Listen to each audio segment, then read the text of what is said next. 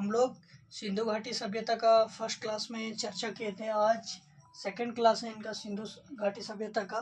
तो इनका जो सिंधु घाटी सभ्यता का जो आकार था वो त्रिभुजा में आकार में इसका था, त्रिभुजाकार में।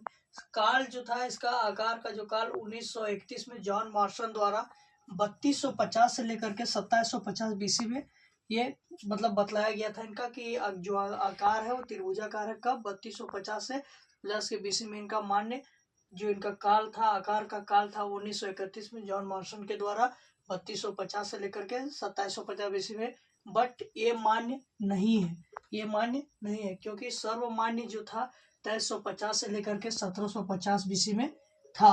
और एनसीईआरटी में वही चीज 2500 से लेकर के 1750 बीसी में दिया हुआ है ना। तो हम लोग जो मुख्य हम लोग का रहता है कि हम लोग एनसीईआरटी को ही फॉलो करें, है ना।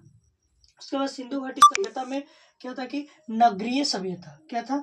नगरीय सभ्यता था। उसके बाद नालियों जो होती थी ढकी होती थी, नाली जो होती थी ढकी। क्यों ढकी होती थी? क्योंकि जैसे कि मतलब कोई भी जो कूड़ा कट कर रहता था तो नालियों में ढकी होती थी तो सब उसमें पार हो जाता था। और जल विकास प्रणाली जो था इसका में जल का जो व्यवस्था था वो अच्छी थी। साक्ष्य जो जल का विकास का प्रणाली का साक्ष्य भी जो मिला वो धोलावीरा में मिला है। उसके बाद घर एक लाइन में बने होते थे। घर जो होते थे सिंधु घाटी सभ्यता में बताया गया है कि घर जो होता था बना हुआ वो एक लाइन में बना होता था। क्या होता था? एक लाइन में बना होता था, बना होता था, एक लाइन में बना होता था। और कि जो खिड़कियां मुख्य सड़क की ओर न खुल करके, खिड़कियां जो होती थी मुख्य सड़क में न करके गलियों में खुलती थी। 2 मंजिले घर बने होते थे। मतलब क्या होता था कि 2 मंजिला घर बना हुआ रहता था। सिंधु घाटी सभ्यता में ये सब चीज देखा गया था।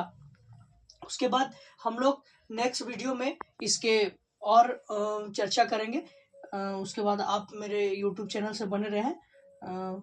Thank you.